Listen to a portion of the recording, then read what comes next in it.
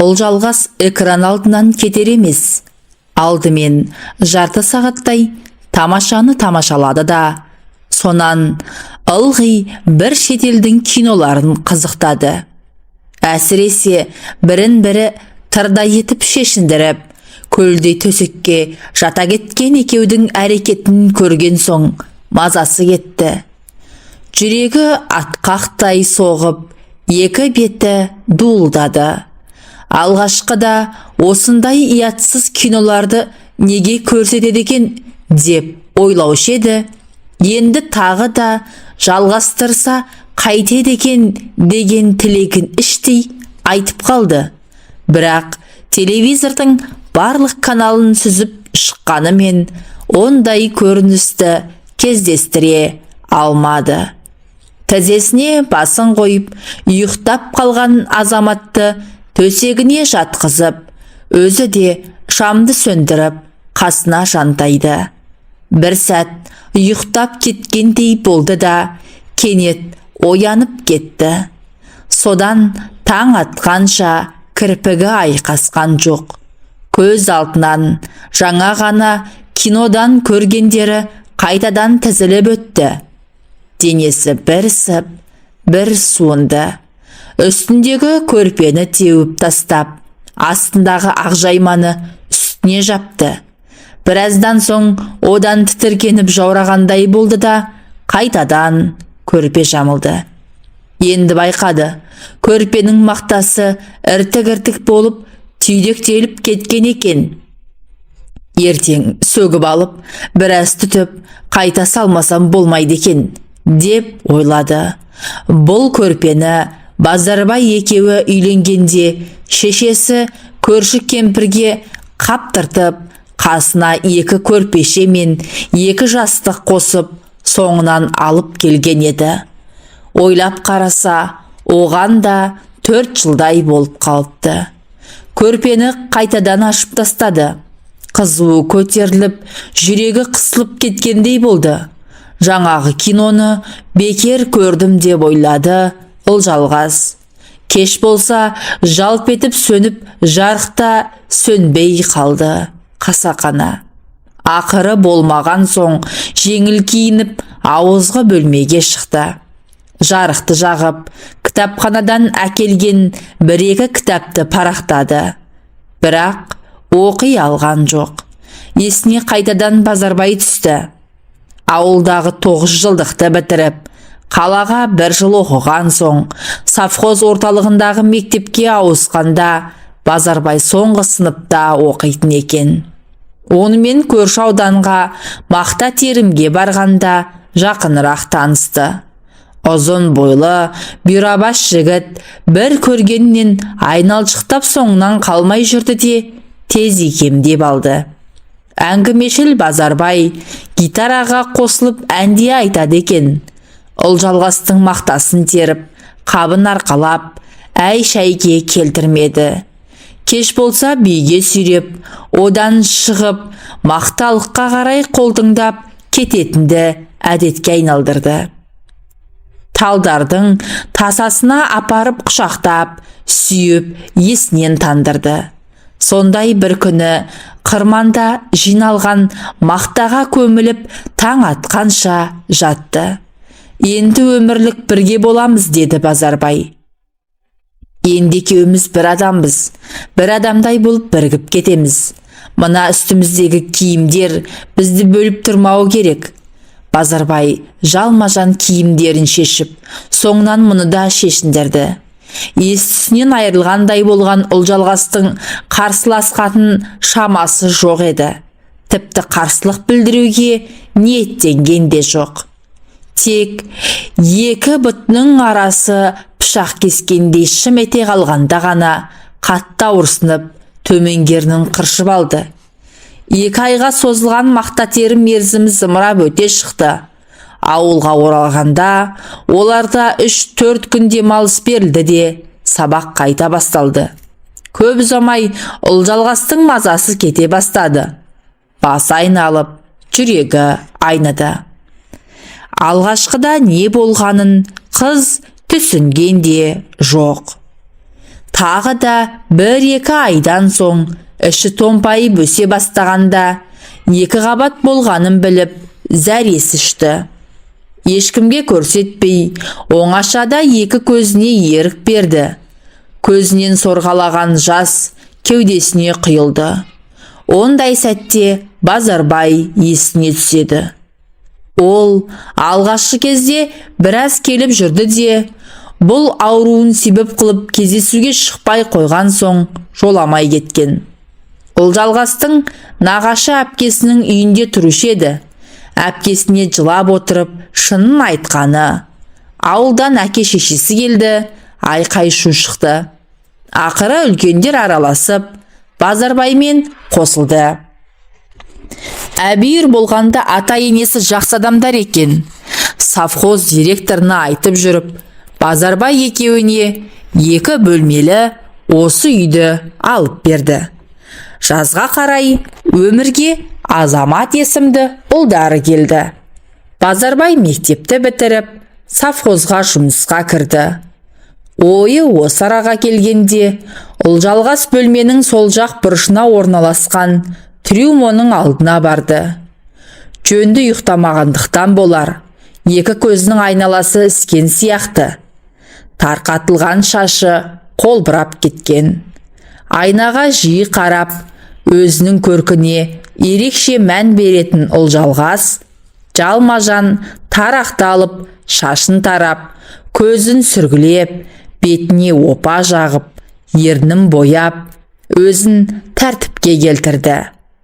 Жоқ, қорқатындай емес, ақша беті албырап, 2 көзі жәудіреп, жұтынып ақ тұр.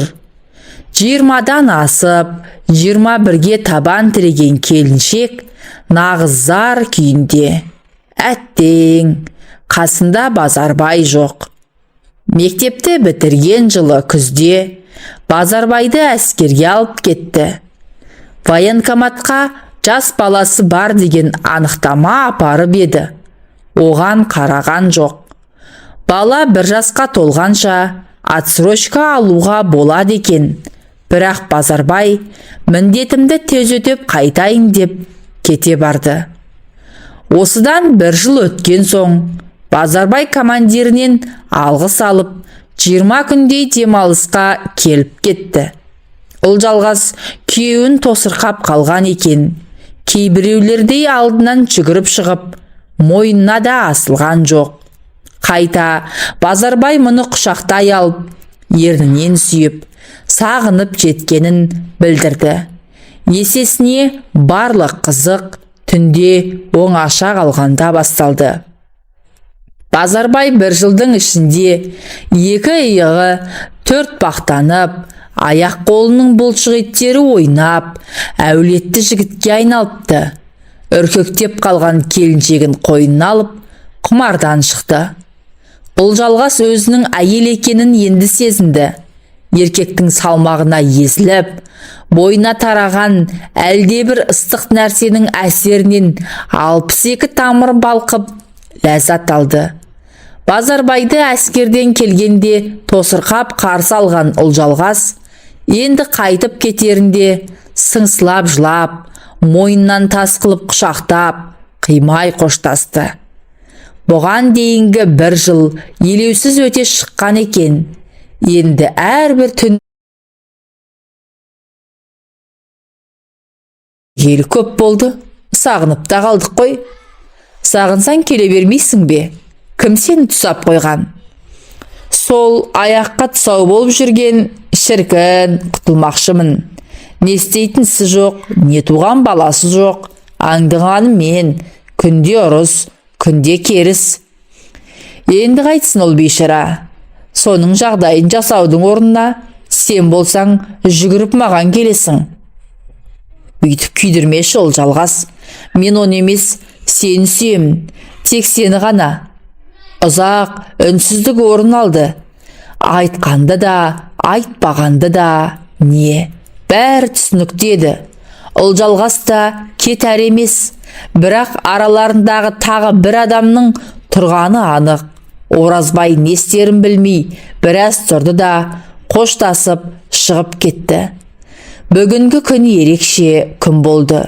Совхоз директоры ақыры шыдамай бетпердесін сыпырып тастады.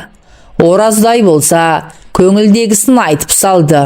Ал Өміржан, оның жағдайы бұрыннан түсінікті.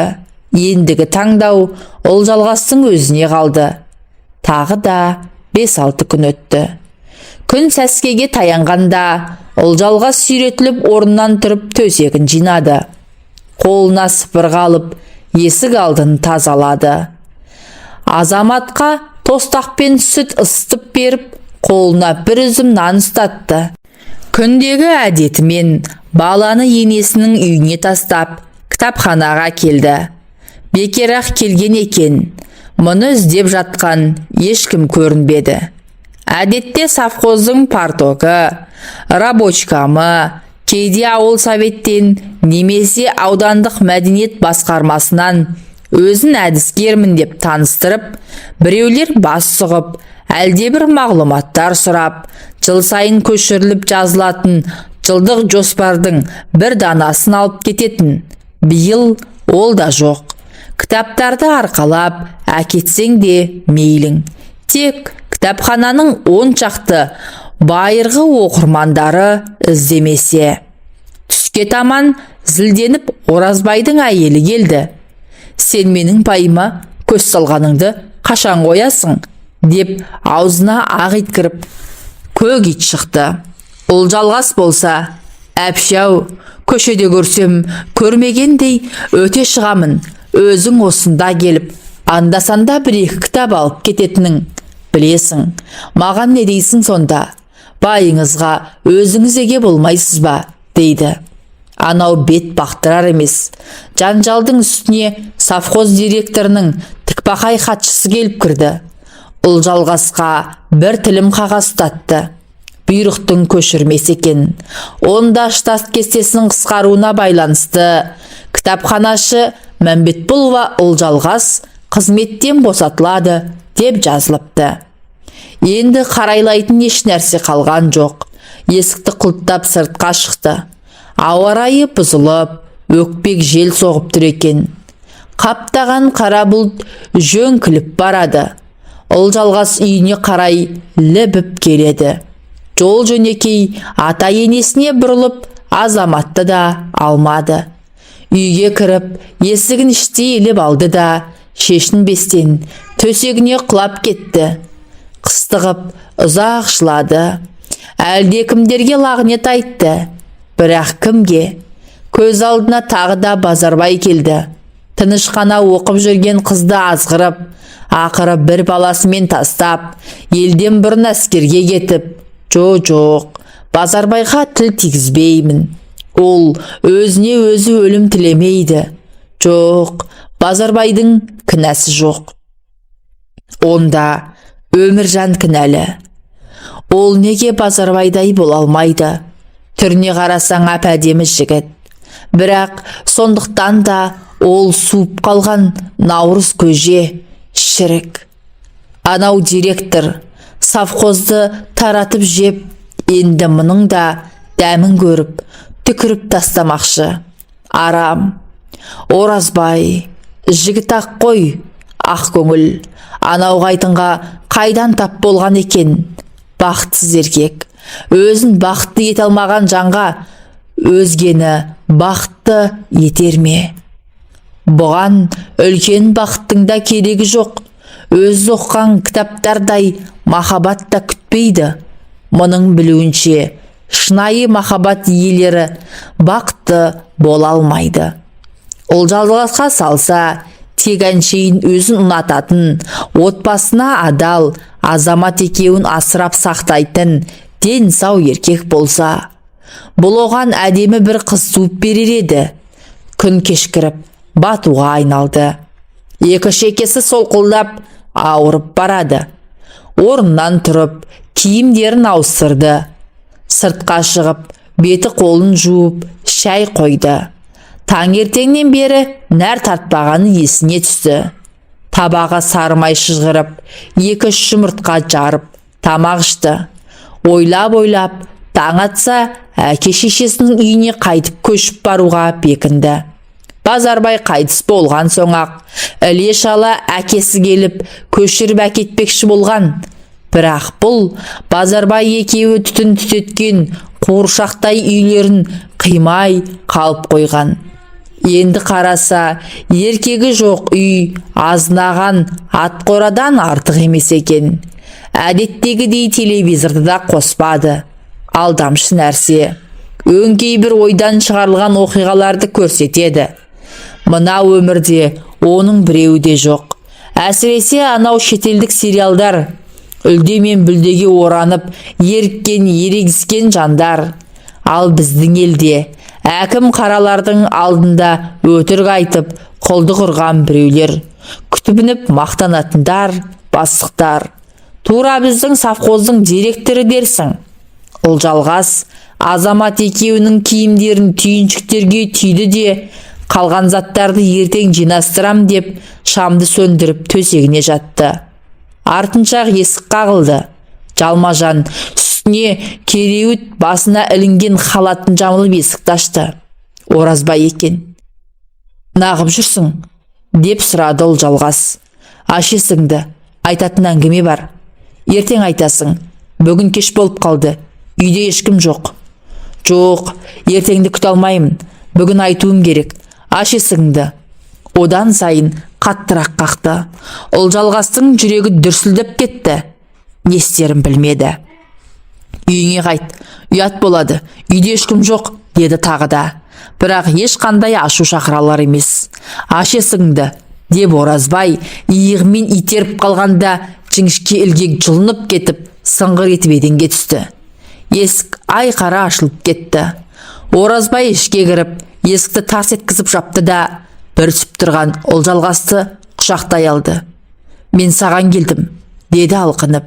«Бір жолата келдім». Ұлжалғастың бетінен, мойнынан, маңдайынан шөлпілдетіп сүйе бастады. Есінен тана жаздап, еркінен айырылған келіншекті құшағына алып, дірілдеген ерніне жабысты. Ұлжалғастың халаты сыпырылып, жерге түсті. Кенет Оразбай Ұлжалғасты қаңбақша көтеріп алып, бүйірдегі кереуетке жатқызды да үстіне қона кетті. Екеуі таң атқанша көзілген жоқ. Жан алып жан берісті. Ұлжалғастың кеудесі қысылып, кейде ауа жетпегендей болды. Бірақ шыдады. Әлсін демдерін алып, әңгімелерін пісірді. Оразбайдың әйелмен қайта-қайта жанжалдасып, ақыры сұраған көрпе төсегін, мал мүлкін бір мәшинеге тиеп, ауылына апарып тастаған бет екен. Енді біраз күн есін жиып, қасына ағасын ертіп, Ұлжалғастың әкесінен алдынан өтуге бармақшы. «Азаматты қайтеміз?»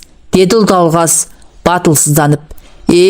Ондай жігіт өзіме де керек», деді Оразбай жұлып алғандай. Ұлжалғастың көзіне бұрқ етіп жас үйірілді. Күннің өтеуі мұң болды.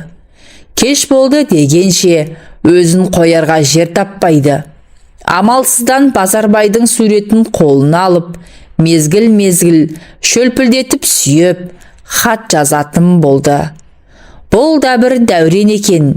Сағыныштың отына күйдіріп, тағы бір жыл әніміне өтер шығар деп жүргенде, Базарбайдың әскери дайындық кезінде опат болғаны туралы қаралы хабар жетті. Ұлжалғас күйіп жанып, бір өліп, бір тірілді. Темір табытпен әкелген Базарбайдың денесін сол күйінде ауылдың сыртындағы зиратқа жерледі. Тіпті табытты ашып көрсетпеді де. Естуінше танкінің ішінде жанып кеткен көрінеді. Содан бері 3 жыл өтті. Уақыт емші дегені рас екен. Алғашқыда көзінің жасы құрғамай, қайғуын ішкен уын бұл ағайын құрбы құрдастың көмегімен қайтадан басын көтеріп, тағдырдың жазғанына көндіге бастады. Облыс орталығындағы колледжге сырттай оқуға түсіп, қайнатасының көмегімен жұмысқа орналасты.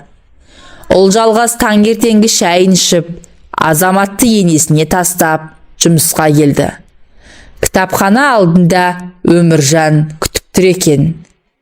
Сәлем бердік деп амандасты. Сен өзі күннен күнге әдем болып бара жатсың ба? Енді қайт дейсің? Саған ұқсап сөлбірейіп жүре берейін бе? Мен басы бос әйелмін. Еркектердің көзіне түсуім керек дегендей. Өміржан не дерін білмей қалды. Шамасы мұндай жауапты күтпеген болу керек. Есікті ашып екеуі ішке кірді. Өміржан оқыған кітабын өткізіп, кітап сөрелерін ақтарып жүріп, тағы біреуін алды. Оны мұны айтқан болып, сипақтап, біраз жүрді. Ақыры, бүгін кешке қайда боласың? Деп сұрады. Қайда болушы едім? Үйде боламын да, дейді бұл. Немене? Киноға шақырайын деп педің? Жоқ, бүгін клубта кино болмайтын күн ғой. Жай, әншейін сұрадым. Жалпы, Өміржан момын жігіт. Жоғары білімді, мектепте мұғалім болып істейді. Әлі үйленбеген. Күнде болмаса да, кітапханаға күнара келеді. Дәл бүгінгідей ерте келіп, Олжалғасты күтіп тұрады. Оның осылай келіп кетуі соңғы кезде Олжалғастың ызасын келтіре бастады. Онда мен кеттім, деді Өміржан. Кетсең, жолың болсын. Қайтып келмесең де болады деп айта жаздады. Өміржан маған сөз салатын шығар деп дәмеленіп жүрді ол. Келген сайын мұны ұнататын кейіп танытады. Әр нәрсені сұрайды. Әзілдескен болады. Одан әріге бармайды. 30-ға жақындаған сүрбойдақ мына түрімен әл талай жүретін шығар. Ыстық суығы бірдей әрі-сәрі жүретін осындайларды Олжалғастың әкесі Наурыз көже деп атайтын. Сірә Наурыз көженің тегін әрі ыстық болмайтынын меңзесе керек. Кітапханаға біреу қуғандай болып, екі бала кірді. Менің атым Қожаны беріңізші, деді бірі. Өздері де қожадан айнымайды. Олжалғастың көңілі көтеріліп, жүзіне күлкі үйірілді. Балалар шығып кеткен соң, Жидекүл апай келді. Ұзақ жылдар мектепте мұғалім болған қария кітап оқудан жалықпайды. Кезінде Олжалғастарға да тарихтан сабақ берген. Хал жағдай сұрасып, іш тартып тұрады. Басқа түскен пәлекетке мойыма, әлі ақпағың ашылар, басың жас қой, дейді. Аңдамай, тағы да бір нәрсеге ұрынып жүрме, деп қосып қояды. Мезгіл түске жақындағанда, совхоз директорының хатшысы келіп, бастыққа шақыртып кетті. Директор өткенде кітапханаға келіп, кітап қорын көріп, бөлменің сықырлаған еденін басып, байқап, қандай жәрдем керектігін сұрап кеткен. Мүмкін сол мәселемен шақырған болар. Әлде кітапхананы аралай жүріп, оның үсті басына қарағыштап, екі көзімен ішіп жеп кетіп еді, кім білсін. Олжалғас кабинетке кіргенде, бастық орнынан қарғып тұрып, оның қолынан алып, қарсы алдына отырғызды да. Халің қалай айналайын, деді. Жаман емес. Кітапханаға келушілер бар ма? Әрине, бар. Айлық алып тұрасың ба? 3 айдай болып қалды. Ақша жоқ деп бермей жатыр ғой. Иә, ақша жағы қиын болып тұр. Бірақ саған бергіздіремін. Осыны айтып директор орнынан тұрып кетті. Аяғын жай басып, Олжалғастың жанына келді де. Саған айтайын дегенім, аудан басшылары кітапхананы жабу туралы тапсырма берді. Балабақшаны, клубты, тіпті медпунктті де жабуға тура келіп тұр. Әрине, саған қиын болатынын түсінемін. Сондықтан, егер мақұл десең, хат жетіп алайын. Түбінде мен қайда болсам, сен қайда боласың.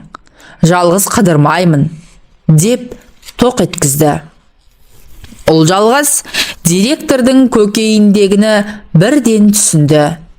Елуді еңсерген қамқоршы көкеге қалай тойтарыс беруді ойлады.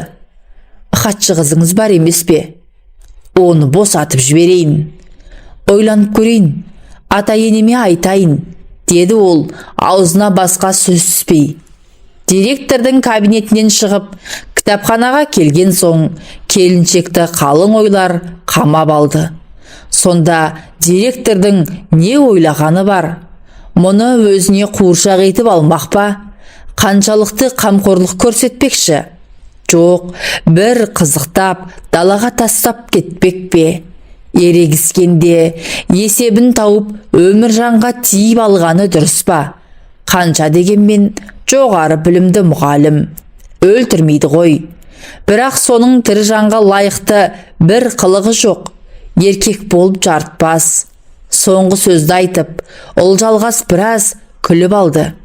Кенет көз алдына Оразбай келді. Айтпақшы, ары өткенде, бері өткенде, түйедей тракторын қаңтарып қойып, 15 минутқа кіріп шығатын сабаз соңғы кезде неге жоқ болып кетті? Оның есіне қылмиған қатыны күйеуін аңдып, құлағын түріп, 2-3 рет келіп кетті. Түк білмегендей, біздің Қарадау қандай кітап оқып жүр, дейді іштей. Өзің сұрамайсың ба? Деді күбірлеп ол. Зымыра, япырмай, Құдай-ай, Құдай сүйер бұл қылығы болсайшы, зымияндығы бетіне шығып тұрады. Осыны ойлап болғанша, есіктің алдына тракторын сөндіріп, Оразбайдың өзі де кіріп келді. Сәлем, Ұлжалғас, деп жүгіріп келіп оның қолынан алды. Тіпті қапсыра құшақтап сүймекші де болды. Бұл ыңғай бермеді. Халің қалай? Көрме